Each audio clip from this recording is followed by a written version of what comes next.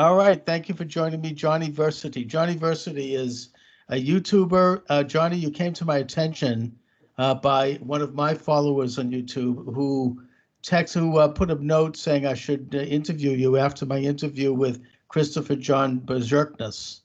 Now, Christopher John Berjerknes has this very overarching anti-Israel, anti-Jewish conspiracy theory where he basically gets into, he's written several books, Jewish science. He talks about Hitler as being a Zionist.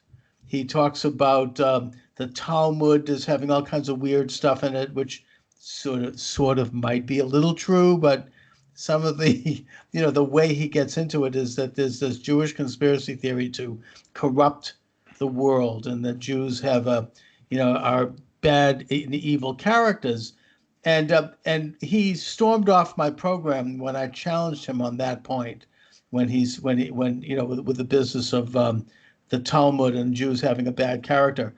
But yet, as I'm getting more into YouTube and the wonderful world of YouTube, since this is what I'm doing, I'm coming across all of these anti-Jewish and anti-Israel conspiracies, and some of them are from people on the left. It's not so much right-wingers, although you still have those old-fashioned preachers who talk about the Christ killers and that stuff. But it's also, guys like Adam Green. I don't know if you know who he is, and what's his name, Ryan something. They're young guys. They're good-looking guys. They have huge followings. They're I guess left of center, hip, charismatic.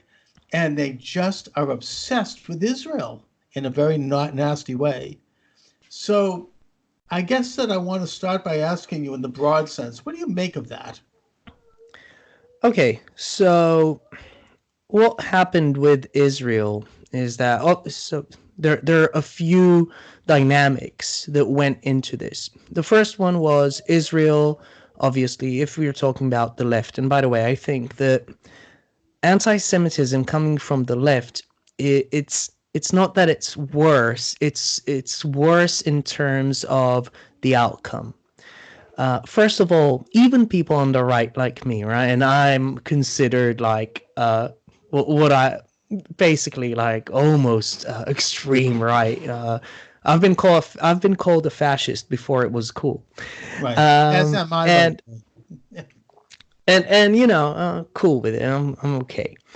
And I think that one of the problems with anti-Semitism coming from the left is that people sort of assume that the left is coming from a more compassionate position, right? So they see it in a different light. When someone says something hateful about Israel or the Jews, or somehow implies it in some way or another, they sort of assume different things about their position rather than what they think about, a white supremacist saying something about Jews, and oh yeah, they're white supremacist and obviously evil. And today we see in general, I mean, Republicans are now as evil, basically, right? Or any right winger out there. Mm-hmm. Now, the criticism itself, the hate itself, becomes more dangerous because it's more. It's almost accepted within mainstream, in our case, mostly mainstream media, and also growing. Really, a real concern is that you see it creeping into mainstream left politics.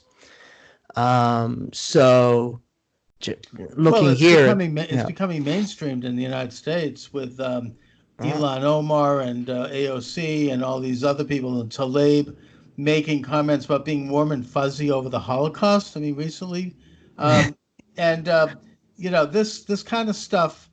In the case of these liberal anti-Israel people online, I don't think they're anti-Semites. I don't even think they're necessarily anti-Jewish. They're not harping on the Christ killer stuff. They actually believe that they're into peace. They don't want war, and they think that the Jews are behind wars because they think that Jews believe that war benefits the state of Israel. So they think the Jews were behind the Iraq War. They think the Jews are now agitating for war against Iran. They blame Jews for the World War II. I mean, it goes into this idea that the Jews are using their influence and power behind the throne, so to speak. Plus, they connect Jews with international banking and merchant banking, Mm-hmm. which, by the way, is not really true. Certainly not true anymore. I mean, the big banking power actually is now in China, if anywhere. And the But Middle East. that's right, and that Jews always have been in banking, but the big banking houses, I mean, it's not a thing. I mean, the actual criticism of private banking is legitimate, but the idea of making this into a Jewish thing and then saying that the Jews are using that influence to cause wars, that seems to be the crux of their Yeah. conspiracy theory. So, So uh, what do you uh, make of that? I'm gonna try and make it's a bit of a it's going to be a little bit long-winded and it's a long simply because it's just the dynamics are very complex. So again, the first thing I wanted to say is that it's simply yeah, that's my daughter right Oh, there. that's nice. I'm sort of half babysitting. I'm No, babysitting no, in the no, that's dad fine. way, which I'm basically the means. father of a daughter. I know. I'm with you on that. So So anyway, go in on. any case, um, so I just wanted to start and say that the left wing anti Semitism, and I do regard it as anti Semitism, and I'll soon explain why. And I do regard them as anti Semites. Okay. Now, so that's just saying that, listen, there's something a bit more dangerous about anti-Semitism coming from the left because most people sort of assume, like you just did, in fact. Notice that you said, they're not really anti-Semites, they're just against war, etc., etc. And that's exactly the point, and that's really dangerous. But then when you think about, oh yeah, I'm on a call, baby. Hi, sweetie. All right. When you think about um, what they are actually saying, so and again, you just mentioned it. They're using their influence. They, as in The Jew. Jews, this monolith, right? And you can almost imagine that conniving little Jew doing that horrible little face there, thinking about how he's gonna pull a pinky and brain over the world and rule everyone. And that is a pure anti-Semitic trope, which we all know. Yeah, Now, I agree. they might be harboring it, and somehow there's like a confluence of many ideas that come together, and they just do that connection without being aware of it, maybe. But they have to have the belief to begin with that Jews are capable or want to do something like that in order to then make the connection. So you can say, you can say that the military industrial complex, which is a really stupid term, but never mind. You can say that the military industrial complex has influence on nations, and they're actually driving nations into wars. And you can say that financiers are, at the very least, it's obvious that some of them, although that's actually not true, that it might look on the surface as if some of them have this motivation of having countries go to war. Although anyone who knows anything about economics knows war sucks money out of the economy. Yeah, some people might get rich, but overall, you're going to get way richer in peace times where countries can actually trade. Trade is how you get growth, trade is how you get value, trade is how you get basically wealth. Not through war. War is not trade, but that's a different story. It's obviously, but again, obviously, there are people who have something to benefit from war. It's been like that throughout the ages. And but then, so believing that, okay, fine. But then you have to connect it somehow with some belief that Jews specifically have a special role. And that belief is anti Semitic. It is deeply rooted within centuries of conspiracy theories against Jews and what they are up to in this world.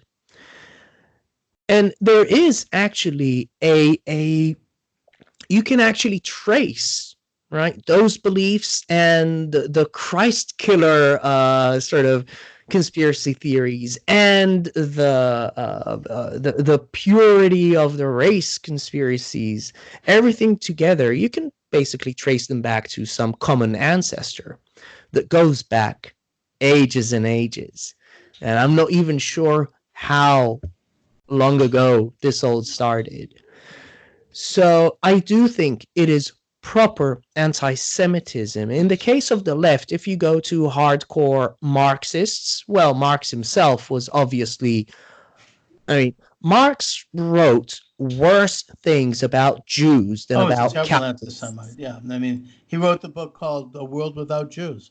No, he's on the Jewish question. I mean, in a sense, if you look at Marx's anti-Semitism, it gets into the very core of the anti-Semitic project, as I see it. First of all, this whole idea that because the Jews were the Christians in the formal sense implicate Jews in the crucifixion of Jesus, they feel that Jews, and this comes from E. Michael Jones, who's been a regular guest of mine, great scholar. I admire him, but he's way out to lunch on this one issue. That because, but yet it's a conventional, traditional Catholic view that because we were involved with crucifying Jesus, which by the way we were not, but putting that aside, that we somehow reject the logos of the universe. We reject logic. We're in rebellion, and we're revolutionaries, and we're trying to overthrow the order of morality in Europe.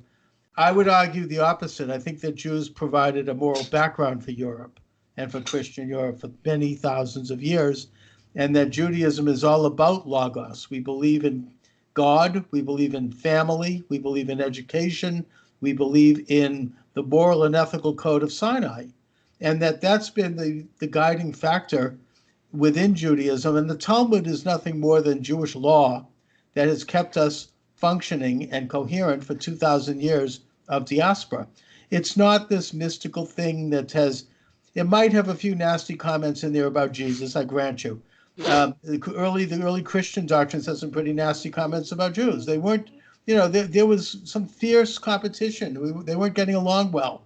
So, they slipped in a few of these things, but that's really tangential to what the Talmud is.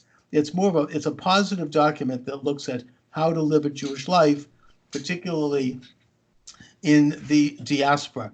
Now, as far as the Jews involved with international banking, the people that they're talking about who are international bankers, whether they observe the Sabbath on Saturday or Sunday is not relevant. There's just as many Christians involved in that cabal. That is a serious problem. And to try to make this into a Jewish issue, it's actually, I mean, this still delegitimizes a legitimate conversation about the wisdom of having private central banking, which is a legitimate issue. I have to interrupt you because it always makes me laugh thinking, who invented banking system? The Italians. Exactly. Who That's crucified right. Jesus? The Essentially, Italians. Italians. I mean, the Bank of America was started by Italians. The Venetians are the ones who started the whole business of credit and what they call usury. Not the Jews. I mean, the Jews were allowed to do it because the Catholic Church banned it. But nevertheless, I mean, it's not permitted in Judaism. It's not condoned. I mean, it's not as seriously banned, but the business of credit and private banking is something it's an issue in and of itself. And to try to muddy the waters by saying, well, this person is named Levine, it's beside the point. It's getting away from a genuine critique of this issue. So here there's okay. So first of all, banking. There's a lovely book by Neil Ferguson, The Ascent Oh of Money. yeah, good man. Yeah, It's wonderful, and there you can actually trace the history. As far as Jews are concerned, people need to remember that throughout history, especially in Christendom, we weren't allowed to own land. right. So what do you do now? So you can't own land, which is really the property back in the Middle Ages, right? And before that. So what do you do with your capital? Well, what are you gonna do? Well, here's one thing. Christians can't, well, they can, but they have to go again, going back to Neil Ferguson. So they have these really neat tricks of you know, taking, well, if I loan you this amount in this currency, but you have to give it back in a different currency, well, I can actually make a profit Make right there. a margin. Yeah, Yeah, make a, so that's how they used to do it. But if you're a Jew, well, according to basic religious law, right? Yeah, I can lend you money. I can loan you money and charge interest, and that's fine. So if you can't own land and you need to do something with your capital, well, here are two things. And you're a merchant, obviously, because again, you can't own land, then you're going to become a merchant. Now you have some capital that you have laying around. You can't do anything with it except if you want to grow it. Well, okay, if you don't want to be a right. merchant. It becomes a commodity. And And even more interesting, and this is maybe, so it's just something, I consider myself a nationalist, and when I try to explain, I say, listen, nationalism fosters cooperation, and I actually take Jews as an example. So if you're talking about merchants, they have to move from one country to another, carrying gold coins with you on the road. That's usually not a very good idea. Before the age of banks, what would you do? Well, it's a really good thing if you have someone in some other city, in some other country that you can trust with your money. And basically, just, if you have an IOU that this guy will accept, and that guy will accept, well, all you need to carry around is that IOU. In the case of the Jews, because they were such a tiny little group, hated by everyone, well, yeah, I trusted you. You trusted me. We're basically the same. We're the same family, the tribe, right? We call right, ourselves that. that's right. That's right. Um, so the way Jews got involved with money is super interesting. And once you suddenly inject into that the fact that, whether you like it or not, and no matter how you want to explain it, I don't care. There is a fact that cannot be disputed that Jews are one standard. Ashkenazi Jews are, with regards to IQ, one standard deviation above the mean, which is also the average by definition in IQ, which is 100. So Ashkenazi Jews, on average, are around 115, which is one standard deviation. Now, that means that, well, this specific group is probably better in math. Even like the outliers in this group simply are better than the outliers in the general population. So you're going to have an overrepresentation of Jews simply because there's like there's quite a lot of us down there at the tail end um, of the bell curve. So, and obviously, if you want to deal with money, well, you better be good with numbers. You better be good at building uh, risk trees, or risk assessments, and that involves, again, math. You need to, okay, so there's this and that chance that this guy will. So that's, I know I'm going into a tangent, and it's not really the subject, but I think that the role of Jews with money is super interesting because it It it is.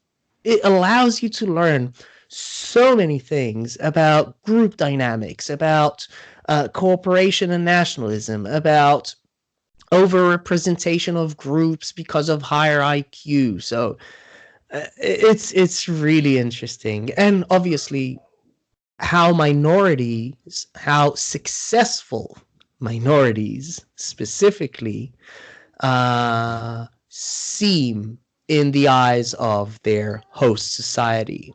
You know, you bring up an interesting thing because I think that the Jewish character, as we know it today, was developed and honed on the anvil of the diaspora over 2,000 years when Yeah. the Jews did not have their own nation. We didn't have a pope. We didn't have an empire. We didn't have an army. And we were dependent upon Christian nations, primarily some Muslim nations. And the result is that Jews became street smart. You know, they developed wits. That combined with their veneration of education, of family and extended family, and as you say, we develop a network of loyalty, but with other Jews. That's a fact. I mean, conspiracy theorists and anti-Semites view that as a negative. I don't. I think it's good. You know, Yeah. we help, we give each other a little boost, and it's a survival thing, and you'll find this true oftentimes with minorities in other countries, like the Armenians in Turkey. You know, they were the Christian minority who were persecuted, and they became the top of Turkish society after a while. They were the bankers, they were the merchants, they were the the people who did the actual business of the nation, and that because the establishment, the Christian establishment, was not permitted to do certain things under Catholic canon law, they would rely on their Jews to do these things. And of course, the Jews then embraced that and helped those kings. And they engaged in diplomacy and trade and all these other things. But here we are now in the 20th century, and the Jews have attained statehood in Eretz Israel, the Holy Land, the land that we pray to every day, the land that we have a legitimate claim to, of course. And this, I think, when you get into Catholic anti-Jewish attitudes, not to single out E. Michael Jones, but he's such a presence online. I think the thing that irritates him about Israel is what irritates Christians going back, in that they viewed the fact that the Jewish people lost their sovereignty, they lost their temple, that this was proof that they were wrong, and that they had been replaced by the new Israel, the new Jerusalem, which is Rome. But now and then here we come back as upstarts, and we reassert our sovereignty and our statehood in Israel. We retake Jerusalem in 1967. Now the U.S. Embassy has moved to Jerusalem, and it's aggravating to them because it causes them to, I guess, question their faith, which I don't want them to do. I want them to be Christians, but it's incredible religion. I'm not here to make them do that. I'm simply saying that they're reacting to the fact that Judaism has entered a new stage now, in that we have taken the next step toward reasserting our rights as a sovereign people in the real sense, in the physical sense. What do you think? Okay, wow, there's a lot to unpack there. Okay, first of all, I think it's worth mentioning that I'm. Oh, 1 minute. I'm just gonna close the door No, because right my ahead. wife is here. So, yeah, Gotcha. I'm off the hook. I'm with you. Oh my goodness, what is this? Okay. All right. Yeah. By the way, I'm in my weird home office. This used to be. I guess I think it used to be sort of a student apartment. I don't know. This is a weird place. Never mind. All right. Okay, I have a bison here. So I feel like I'm in the the Middle Ages. It's like a college dorm. All right. Exactly.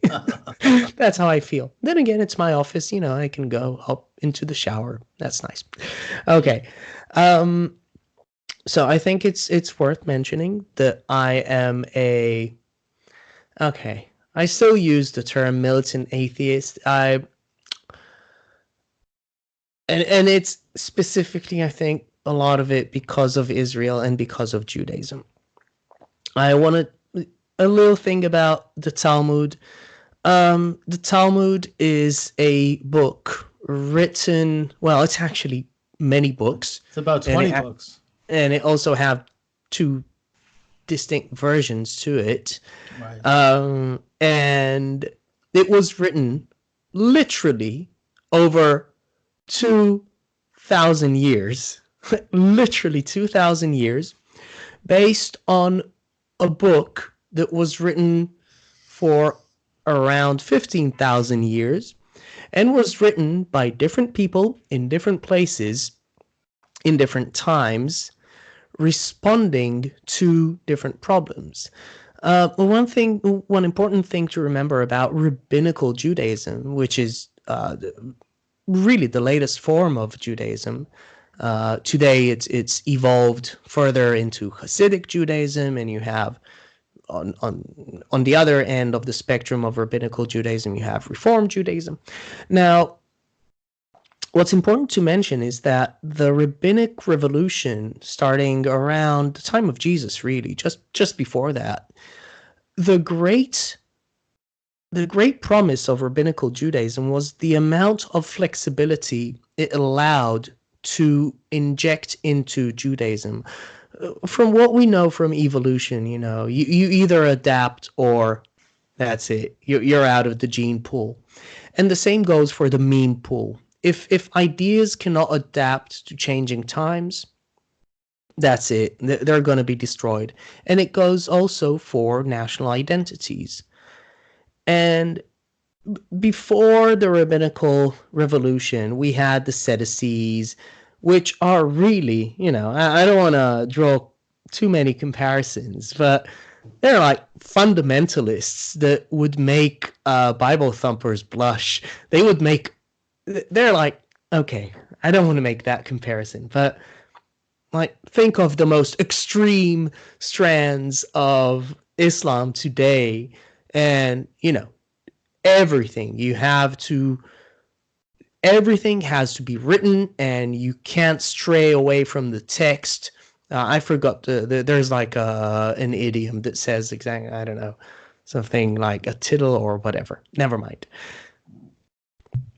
So rabbinic Judaism comes along and introduces a degree of freedom above.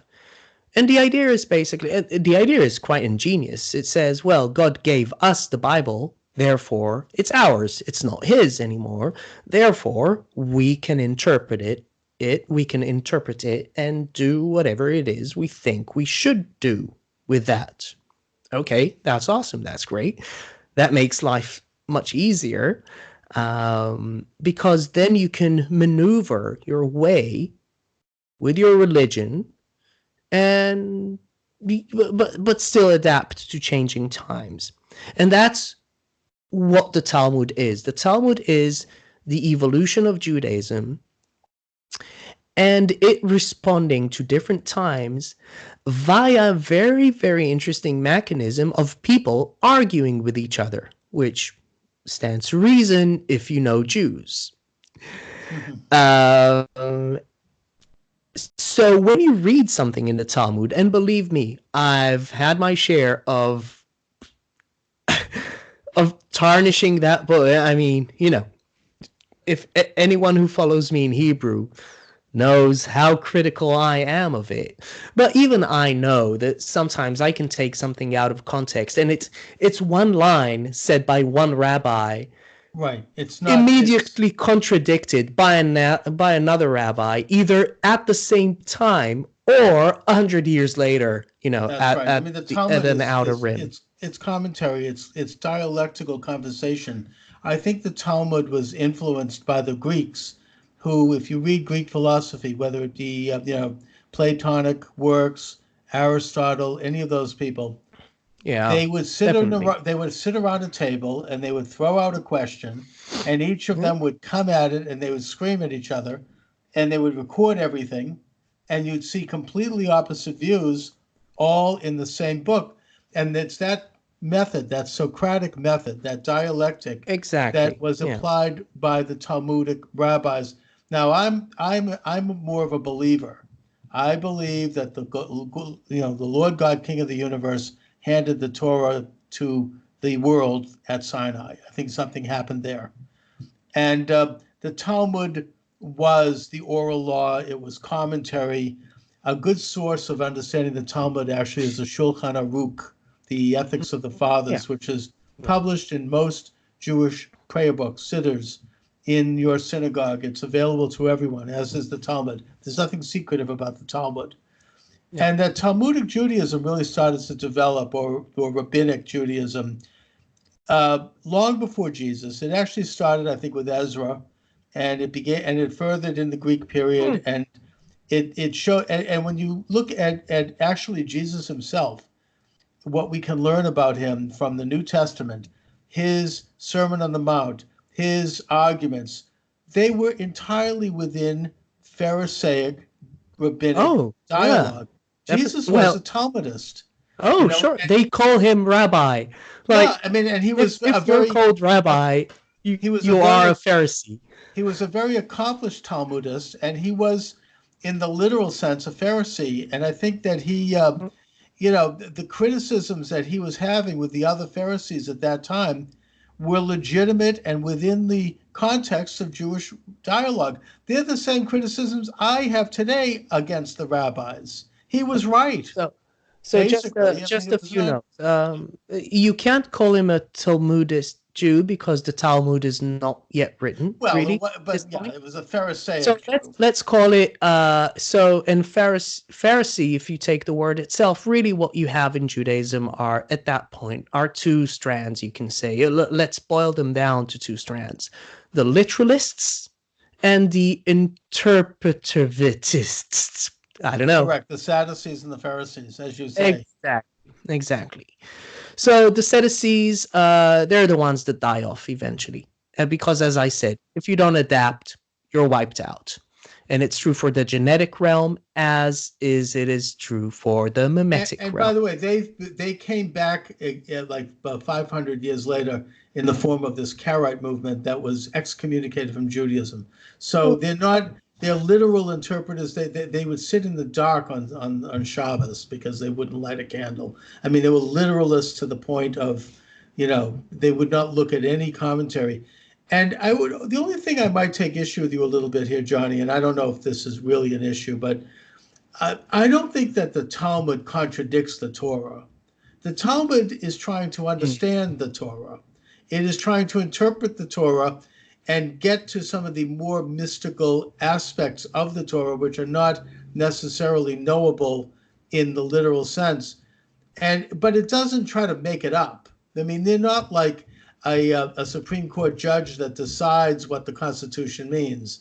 They are literalists, I mean, they're going to look at the Constitution, which is the Torah, and they're going to try to make case law as you go, which is what the Supreme Court does, but not to deviate from the original intent.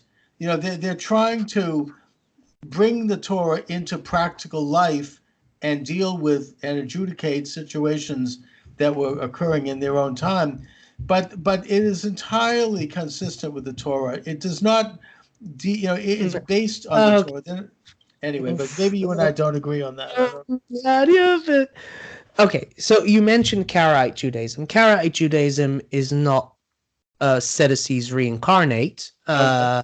It's their premise is, in a way, you can say that it's more. Again, I hate drawing conclusions like these, but you can say that rabbinical Judaism is more like the Sunni Islam, because you have the Hadith, which are sort of external books, versus Shiite Islam, where the Hadith are considered, they're just nothing. They're just inventions of humans, and they're okay. Well, we're not going to go there, but in any case, and Karaites simply say, listen, this is not the Bible, and in the Bible itself, it says, which is where you have the literalist view coming from. In the Bible itself, it says, you can't deviate, you can make your own thing. This is what is written. This is what it is, and that's it. But what they do, which Sadducees probably didn't, and I think, and this is why I actually have a very warm place in my heart to Karaite Judaism, is that they say, so Moses himself, and you mentioned Ezra, so Ezra and Nehemiah. You can go and translate that to English. I think the Hebrew names are a bit more Nehemiah. So Nehemiah. doesn't sound as good. I think Nehemiah, it sounds more. Right. Yeah. Yeah. Give it the chach. Yeah. You need to clear your throat. Yes. So, they have specific rules about how often you have to read the Bible. You need to remember that in those days, well, the Torah, right, specifically, in those days, obviously, most people don't know how to read and write. And worse than that, like, what will you read out of? It's all written on like super expensive either papyrus or a skin or whatever it is. And so they had the idea of, yeah, every 7 years we have to go around, read out the Torah, and that's it. So the Karaites said, okay, so what that means, if it's every 7 years and all the people of a village go and they gather and and they listen to it, well, humans learn to speak understand something about language about a year, all right, when they're about a year old. So that means that the Bible should be understood by listening alone by an 8-year-old Israelite, ancient Israelite. Since these rules start, if you go to Moses, it's, let's say, about 1500 BCE. If you go to Ezra and Nehemiah, it's around, what is it, 500? About 300 BC. Okay. No, I think. Oh, it was a return from Babylon, Yeah, maybe 500. Yeah. About 500, yeah. Right. So they say, well, let's try and understand, what would a 8-year-old Israelite in 500 BC hearing the stories in the Torah, what would he understand? What we need to follow is that. And that's why actually many of them are not just biblical scholars, but deal with history, archaeology, and anthropology. A lot of them do reconstruction work on I forgot the Dead Sea Scrolls and stuff like that.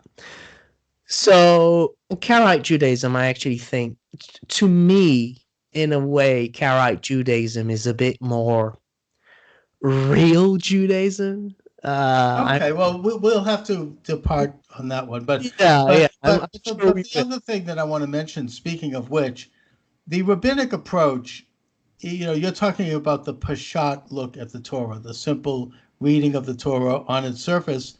The rabbinic approach looks at several layers of meaning of the Torah. You could go deeper and deeper. I think there's 7 layers. And this gets into more mystical understandings, more esoteric understandings of Torah, and it gets into some very dangerous doctrines like the Zohar and Kabbalah. Now, I only bring this up because the Kabbalah goes into the imagination of the anti-Jewish movement. And again, I'm not to pick on E. Michael Jones. He's a great man. I admire him. Hopefully he's going to come back on with me. But he, in his book, The Jewish Revolutionary Spirit, he links the Kabbalah to, witchcraft and black magic practiced by Jews, and then transmitted into the Protestant Reformation, which he indirectly blames on Jews, and then the British mysticism, which he blames on Jews. Because he comes at this from a Catholic view. So if you view that Judaism as a source of revolution, you can fit everything into that ideology, that everybody that opposes the Catholic Church is a revolutionary, thus they are Judaized. They're influenced by Judaism. And the part of this I want to talk about, though, is the Kabbalah, the Zohar, that it's linked by anti-Jewish thinkers to witchcraft, to all sorts of practices that are, for lack of a better word, are satanic. And what I would suggest to that is that that's complete crap. The Zohar and Kabbalah is nothing more and nothing less than a means of studying Torah. It is simply a means of getting to some of the deeper and less revealed elements of understanding various passages in the Torah. And it has been abused by people who don't understand how to look at it. I mean, there's a reason why the rabbis say that in order to study Zohar and Kabbalah, you have to be at least 40 years old.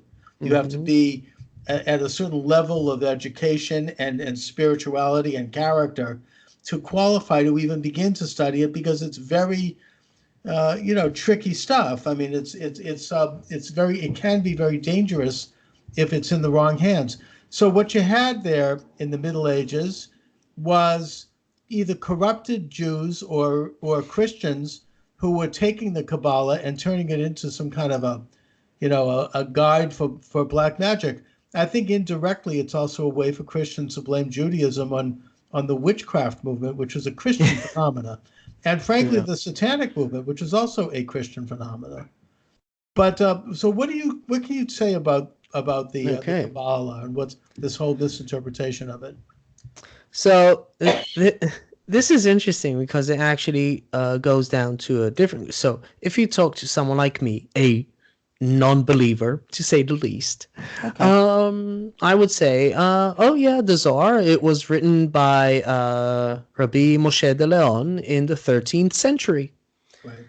Okay, if you go and ask a religious Jew, they will say, well, it was written in the 1st century somewhere by, I think is Bar Yochai, maybe even. I don't remember exactly who. Well, I don't think anyone says that de Leon invented this whole thing out of whole cloth. I mean, it definitely came.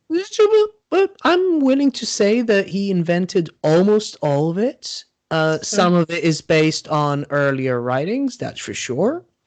But Jewish mysticism, specifically Kabbalah. Okay, a little side note here. I went and studied, not exactly Kabbalah, but let's call it Kabbalah to the masses. When I was a teenager, when I actually was still interested in those things. Did you study with the same people that Madonna studied it on? It's a very similar organization, but I think they basically limit it to Jews. It's a bit new agey. Right. The organization that I was in touch with was they didn't teach it to Gentiles. It was Jews and Jews only. But that's a different story. And it was I can tell you about it on a separate. We'll do another show on that one. Yeah. In fact, we're already going on a tangent more about Judaism than about anti-Semitism, but you know what? It's actually good. Well, I'm bringing it up because of the mischaracterization of Kabbalah by anti-Jewish thinkers. So now, basically, those anti-Jewish thinkers, what they need to do is, A, accept the religious, not even just the Jewish religious view, specifically the rabbinical view, more specifically the ultra-Orthodox rabbinical view, that it is an ancient book from around the 1st century. I started saying CE for some reason, but never mind. DC. Yeah. So, but if you ask any researcher in the world, any academic in the world, they will tell you, yeah, of course it has some earlier roots to it, but really it was brought together in the 13th century and for a very good reason. This is when alchemy starts being a thing in Europe. Now, alchemy, it's really good. If anyone has ever tried to read an alchemy book, you understand its appeal. It's a very appealing idea. And there's a good reason why Newton himself dealt more with alchemy than with calculus or physics. And a lot of Jews went into, even if you go to the Rambam, he's basically sort of, into it. And that's pretty dangerous. If you're a Jew and you're looking at that and it's a Christian thing, this alchemy stuff, that's a Christian thing. Well, we can't have that, that's avodah zarah. That's basically we need to Understood. get them back. So we need our own version of it. Cool, great. Let's have our own version of it. We have a bit of mysticism in Judaism. You said 7 interpretations. There are actually supposed to be 70, right? 70 faces to the Torah. So obviously, some people in history along the way talked about the mysticism within Judaism and more mystic interpretations of the Torah. Now add to that you've got yourself Kabbalah. Mhm. And if you want to blame Jews for inventing alchemy, That's a stretch. For some reason, Johnny, you're but breaking yeah, up. You're breaking up on me a little bit here. I'm not sure why, but you're having some sound problems. So well, maybe, it's probably yeah, on lower your volume a little bit. That might help. And okay. let me I just see. let Skype take hold of my Yeah, let's lower the volume and see if we can improve that. okay. But I just, while you're lowering your volume, let me respond briefly. First of all, I mean, the Judaism, if it stands for anything, it's completely from day one all the way till today opposes paganism in all of its forms. It opposes idol worship. The whole Torah is against this. There's an enormous body of work in terms of why we have that. So to suggest that we're into some kind of practice of magic and witchcraft or whatever, it's just completely and utterly false. The other thing I've noticed about the Kabbalah, and I'm not a student of it, but I have looked at it more than the average person, is that the Kabbalah introduces Christian ideas into Judaism.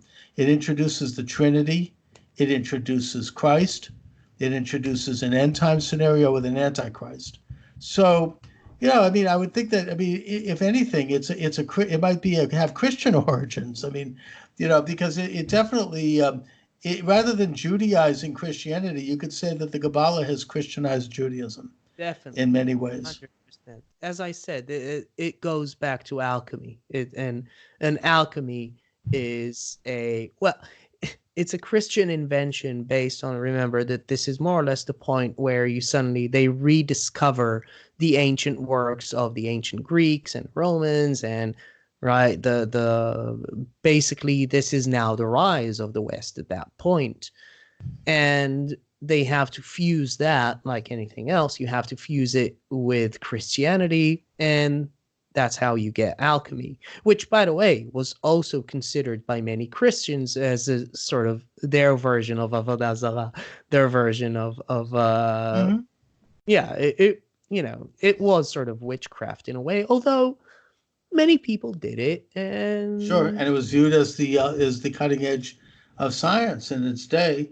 Uh, I yeah. want to ask you, Johnny, do you know anything about the Sabbatian Frankist movement and of Shabtai Zvi?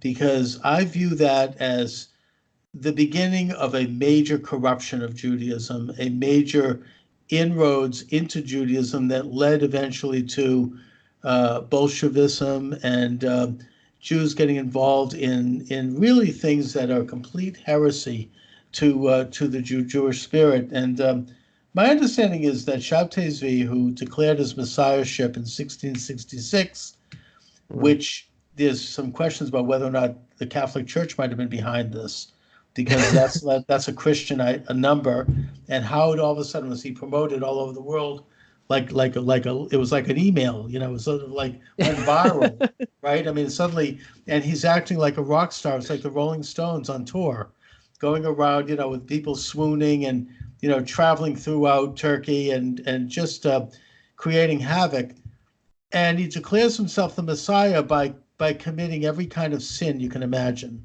The idea being that the Messiah will come when mankind reaches a certain level of spirituality, that we are prepared for that.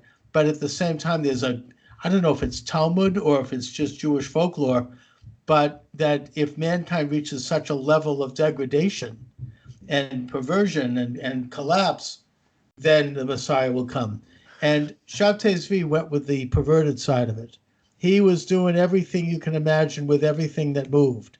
I mean, he was, he declared his messiahship by having a ham sandwich in front of the Torah on Shabbos. I mean, and he was excommunicated by the rabbis of his hometown of Smyrna immediately. But he did take off in Judaism for some reason. It's interesting. And it became a craze. And then when he was exposed as a fraud by the Sultan of Constantinople, who called him in by saying, you have a choice. If you're the Messiah, then I can shoot you and you won't die. So, or you can convert to Islam. He converted to Islam.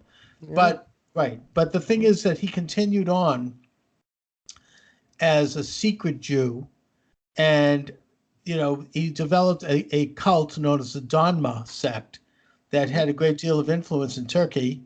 And one of his followers, 100 years later, Jacob Frank, developed a sect in Europe that we call the Sabanians or the Frankists, and that they were very secretive. There was a war, a spiritual war within Judaism at that time against the Frankists, and that they were finding them and excommunicating them. But the Frankists made major inroads into Judaism, and I think that they are responsible for a major collapse of the Jewish spirit. What do you think? Okay, so here's okay, so that is an area that I know less about. Here's something I do know. Basically, so I said, rabbinical Judaism, you trace it back to around, anywhere, but you can go back to the Hasmoneans, right? Yes, exactly. That's really the beginning. Yeah, and that would be Judah Maccabee, in case anyone's wondering, the dynasty, the Second Commonwealth. Yeah, and that's basically the Seddices. So it's around 200, 300 BC, I think. I think so, yeah. And then you have in the first century, this is already in Roman era. This is where you have you can say already rabbinical Judaism and not just Pharisees. But if you want to say either ultra-Orthodox or Orthodox or even Hasidic Judaism, in a sense, although that will be a little bit of a stretch, that really goes back to Shabtai Tzvi, because Shabtai Tzvi sort of suddenly people understood, oh no, okay, there is a danger within Judaism, and it is this whole Messiah thing. Now, we saw that before. We had a whole Messiah thing, and we were kicked out of Israel. We don't like messiahs. It doesn't matter if they're good or bad. And a whole new set of rules were implemented in mainstream Judaism to prevent it from happening again.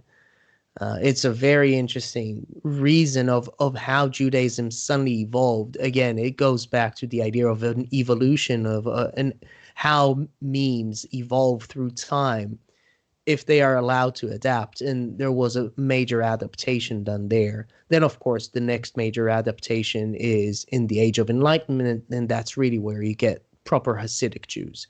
They're basically a backlash against Enlightenment. Now, what happens on the fringes of Judaism, I don't know, but it's still, I still consider, in a way, I say, rabbinic Judaism itself introduced a lot of problems in Judaism. Fine, but it is part of Judaism. There was and there is infighting within Jewish groups, sects, strands, rabbis, all the time. Of course. Yeah, all the time. But I don't think that you can say whatever it is you think caused Judaism to be X. And I don't think this X is any worse than any other religion out there. All religions have BS to an extraordinary degree, in some cases bordering on the completely crazy, dangerous stuff. In our days, it's Islam. Islam is really the example. And if you want one religion that have made more atheists more than any other religion, it's Islam. People look at Islam and they say, okay, this religion thing, this is a bit dangerous. We need to think carefully about what we're doing here when we're talking about religious beliefs. And I'll just mention, atheism doesn't mean you reject spirituality. It simply means you reject a supernatural, all-knowing being that created, or like gods specifically. And spirituality doesn't die. This is why, in fact, in a way, we have the New Age. But that's, again, another tangent. Well, we can debate that on another show. And I'd like to. So,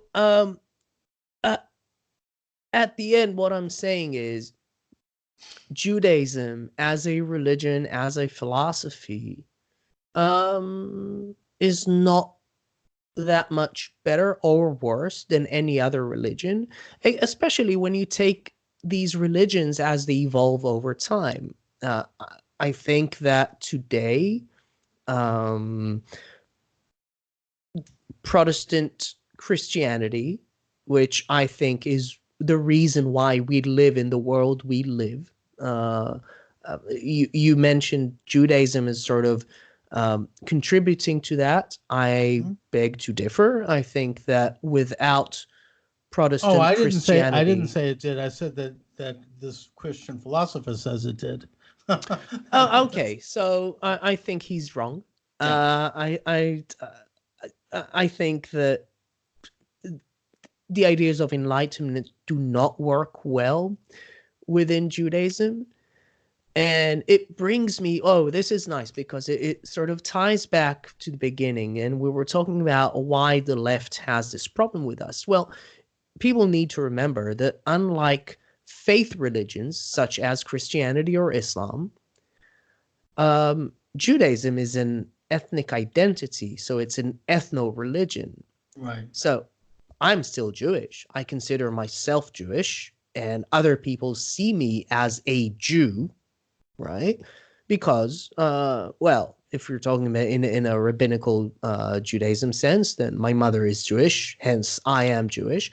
You cannot be an apostate in Judaism. I can try and convert to whatever it is I want to. No, I disagree with you on that. You can be an apostate in Judaism. Let's just briefly talk about, since you brought it up, who is a Jew, and then I want to go into, because we already talked about the Sabbatians, which I say corrupted Judaism. You're right, Judaism is an ethno-religion, but you can be an ethnic Jew without being religious, as you say. But if you're actively supporting another religion, you are an apostate. Like, as an atheist, you're basically, let me just say this, you're basically not believing in anything. I mean, you believe in nothing. And so you can still be within the Jewish fold, but if you accept another religion, whether it be paganism or Christianity or Islam, then you are an apostate, because you're actively then believing in another approach toward God than the Jewish approach. Doesn't mean you can't come back. Now, also as a religion, Judaism you don't necessarily have to be ethnically Jewish to be a Jew. Like, for example, President Trump's daughter is a Jew. She was not born a Jew. She was born Christian, but she is as much a Jew as anyone else. And Judaism has a long history of people converting to Judaism, whether it's because of a marriage or for whatever reason. In fact, the main rabbi, I understand, at the Kotel in Jerusalem, one of the most orthodox of rabbis, was a former Lutheran minister who came to Israel as part of a mission, and he became a believer in Judaism and converted.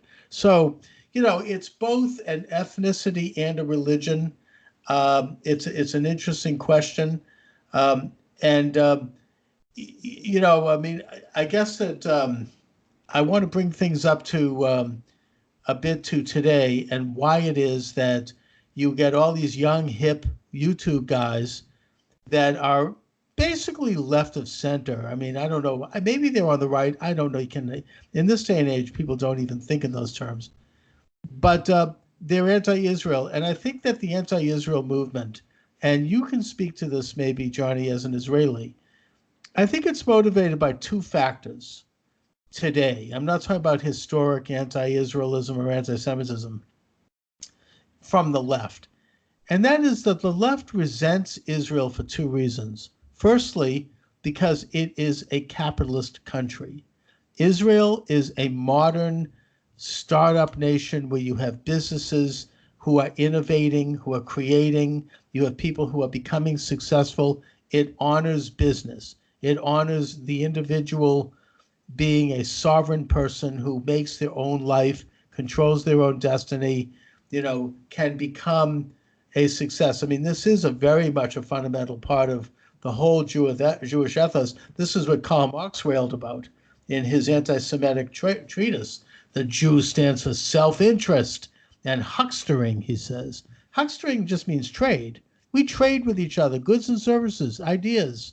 We believe in, the preservation of money, which is nothing more than an abstract means of accumulating property. We believe in property. And so the left hates Israel for that because it represents capitalism. They want socialism. They want to bring about the one world ant colony where everyone's de facto equal. The other reason they hate Israel is because Israel is Jewish. We believe, and I'm speaking generally here, not specifically, we believe in God. We believe that power comes from something outside of the corrupt, manipulative hand of man. In other words, reality, existence, morality, all of it is written by something that we don't control. There is something greater. So you can't come in and reinvent reality like the left wants to do. They want to reinvent human nature. They want to say a boy is a girl's a boy. They want to say, there's no need for nation states because we think they're wrong. Property is bad because it separates people, makes inequality. They want to create absolute equality as a virtue and turn the world into a gigantic beehive. You believe in God, you believe that those rules and those the moral and ethical code can't be manipulated because it's divine, because it's supernatural. So whether or not individual Jews are religious, the fact is that Israel is Jewish. And as such, it does represent, if not de facto is, a religious state that believes in God. So the capitalism and the Judaism, those are the two things that the left has been trying to abolish since Marx. And that's why they hate Israel. Okay, so there are profound problems with that view. First of all, Zionism, and specifically Israel, the idea itself was concocted, and the place itself was brought to life, like actually made into a reality by staunch, hardcore atheists, most of whom were socialists. That's true. But it wasn't concocted. I mean, Zionism is a part of Judaism going all the way back to Abraham. The modern Zionist movement was dominated by that.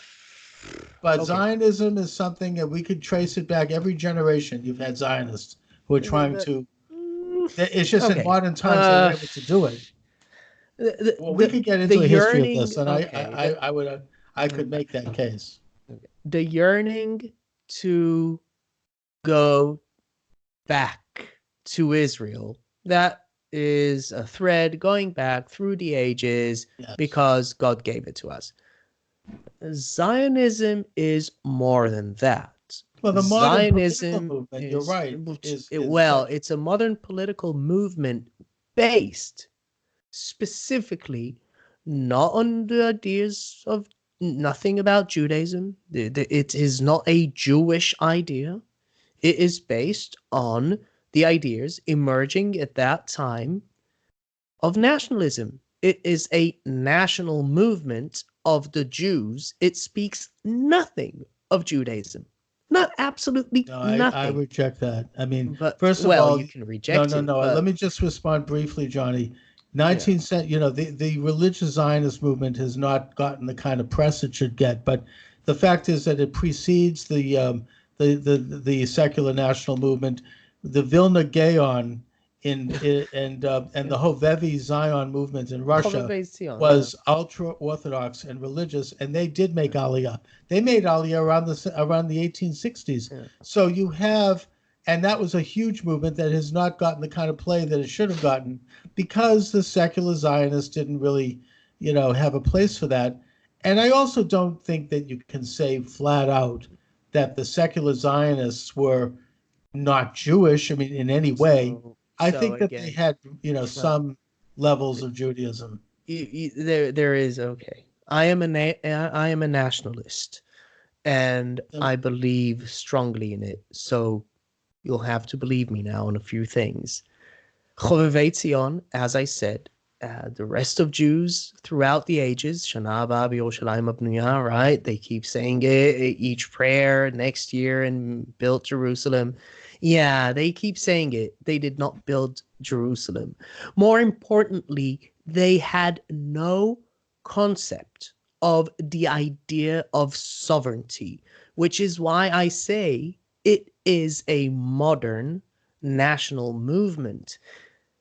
The idea of we are a people and belong to a specific land, and we deserve sovereignty to basically self-rule, right? This is a modern idea. Interestingly, it has its roots in the Jewish Bible, because Jews can be considered to be the first nation, right? I mean, yeah, for all intents and purposes, we For were. sure. We were For the sure. first people connected to a specific strip of land with a specific, even you can think of it of citizenship, right? Yeah. We inherit citizenship, and you can become a citizen. You've mentioned converts. Well, Trump's daughter, with all due respect, and that rabbi, with all due respect, King David's mom was a convert, That's right? right. That's right. So you can't. Ruth. That's right. Of course, it and, goes way and back. yeah, so and by the way, and that's my favorite story in the Bible. Um, Absolutely. and I will mention something else interesting about Jewish ethnic identity. When Ruth herself, and she's the first convert, when she joins Judaism, she does so by saying one sentence: Your people is my people, your God is my God. Importantly, and everything that is written in the Bible is important. That I will grant you and the rabbis, because when you have a text surviving for so long with so many people writing it, editing it, and when it's so costly to write the damn thing, if it's written in a way, there's a good reason for it. And there is a reason why people comes before God.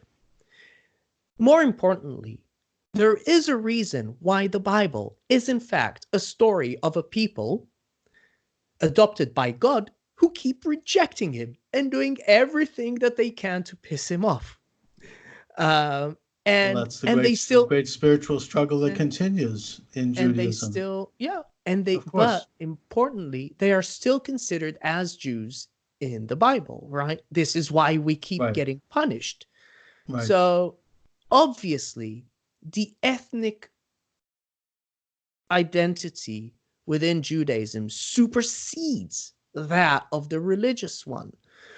Judaism itself has changed so many times throughout the ages, right? The first extra biblical mention of Israel is 1200 BCE, right? The Merneptah Stela. That's the first time somewhere outside the Bible we have this idea.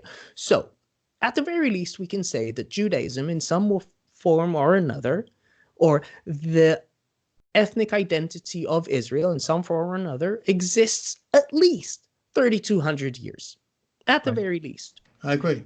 In this time, Judaism, or the religious belief of that people, called Israelites, which we are the descendants of, and we can go into that too, have changed so many times. But one thing did not change: the fact that we are a people, the fact that we see each other as not just genealogically connected, but connected at a different way, almost metaphysical, not almost, a metaphysical connection, and not necessarily a religious one, or not a religious one per se, not exclusively a religious connection.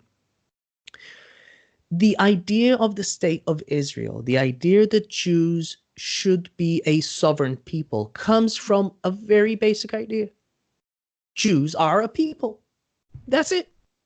That's enough. I Because think if that you are a it's people, everything you're saying, John, is true, but it's you're missing half the story, and that is that the thing that made us Jews is that we believed in God, and that we looked at our sitters every single day, 3 times a day, and we prayed to that God, and that even the secular Zionists, the people like Theodor Herzl, if you look at their writings, if you look at their utterances, David Ben Gurion, all of them, yeah, they were secular. They weren't hardcore atheists, though. I don't think that's true. I oh, they think that, were. I mean, I don't, I'm not, I think they also saw a spiritual aspect to their mission. And you can see the conversations between Ben Gurion and the chief rabbi of Israel on that. And I think they understood the spiritual dimension of it. There is a spiritual, Zionism is a national and a spiritual movement for the Jewish people. The aspirations of Israel as a sovereign state is political and spiritual. It's very unique in that way. It's not just a national movement like other national movements. There is a spiritual component to it. That's obvious. And there is, to try to suggest otherwise is being simplistic. And I include in that the most secular of Israelis who I think understand this. They may be secular, but they still look to Orthodox Judaism and normative Judaism as the authority when it comes to Judaism. And there are tensions in Israel between the secular and the religious, and both sides have their pluses and minuses.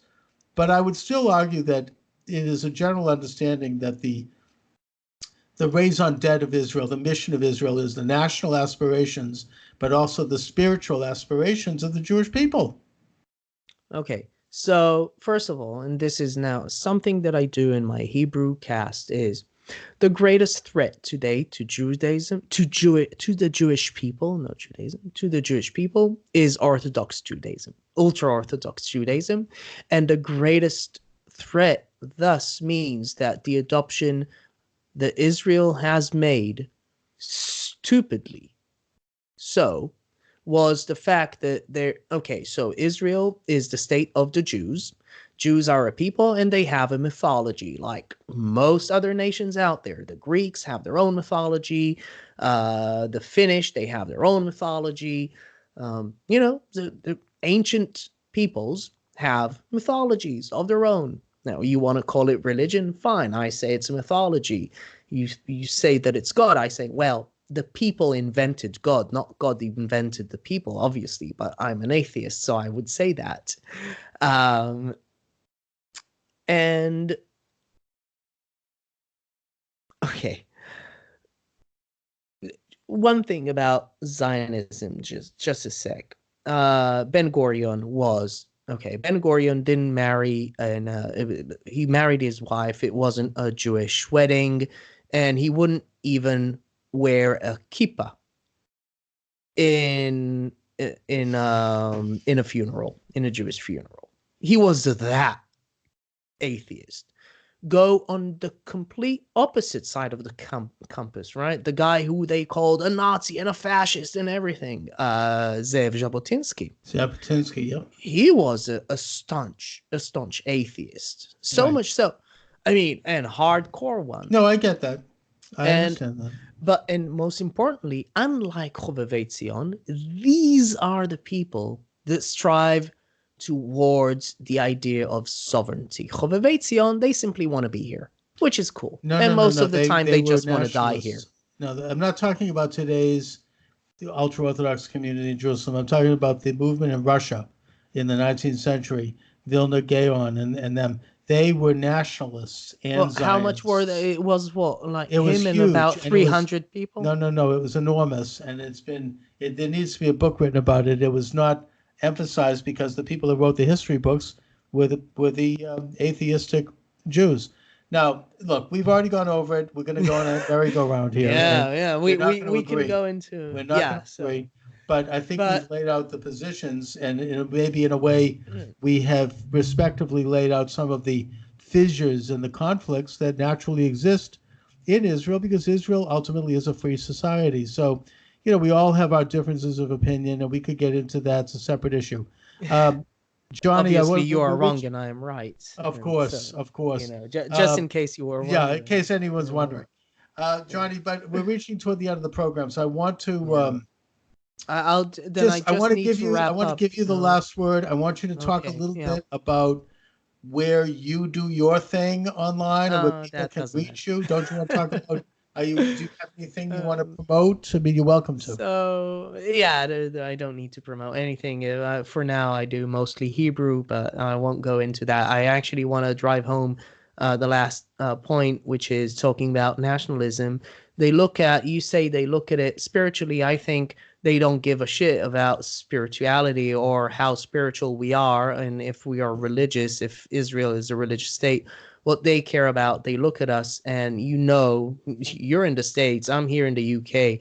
Anti-nationalism is extra mainstream leftists now. I mean, right. Well, they're not globalists, capitalism. they're internationalists. One world and colony. Now of capitalism. Right, exactly. Yeah, and they see that, and they look at Israel. It's an exclusionary nationalist, ethnic nationalist state, and they hate the very idea. Yeah, so that is obviously one of the reasons why the left sees us as this appalling institution. Then there's another thing which you have in modern leftist thought, which is this idea of intersectionality and how oppressed are you compared to someone else. And obviously, if you are oppressed, therefore you are just. Right. And how do I know if you're oppressed? You're weak. That's enough. I don't care who's to blame. I don't care who's violent. I don't care anything. I don't care what the reasons are. If you are weak, like the Palestinians, you are therefore oppressed. And if you are oppressed, there is obviously an oppressor who is obviously evil. So you have the nationalism part, you have the weak and the strong part. I don't think capitalism is that, like free market is that much of they despise that, I think. They despise it, but Israel it results in inequality. But Israel has a lot of inequality issues. Of course. But remember that still, compared to the United States, Israel is still a welfare state at the end of the day. Well, every country is compared to the United States. I mean, the United States is the font of freedom. I mean, but anyways, Johnny, but this is great. So I think and you sure you don't want to mention your website or anything? Okay, so I have my YouTube channel, Jonny Versity, which I don't really maintain anymore. Part of it is because doing anything in English when you are in England you can end up in jail for. So I just decided not to do that anymore. What the hell is going on with Ireland, with Israel? I mean, talk about anti-Israel. They had a Holocaust Remembrance Day, and they didn't invite the Israelis. Yeah. What the hell is that about? Oh, well, they for a large chunk of history, they saw themselves in line with the Palestinians. In fact, they helped them in their, there was a mutual love there in terms of killing people. Interestingly, maybe somehow Corbyn has something to do with it. He loved those Irish terrorists and he loves those Palestinian terrorists. And they cooperated. So there was some link between the IRA and the PLO? Oh, the PLO. Oh, yeah. The weapons and everything. Yeah. Yeah, definitely. Interesting history. I'll have to do that another time. And very good. Johnny, listen, thank you so much for joining me. It's been great. Yeah, you're welcome. I really appreciate it. Yeah, it's nice arguing with someone who's wrong. That's why I do this. And this will be up on my channel, so I'll send you a link. Okay, awesome. All right. Thanks a lot. Good. Peace, love, and harmony. Thank you. Yes. Have a good one, man. You too.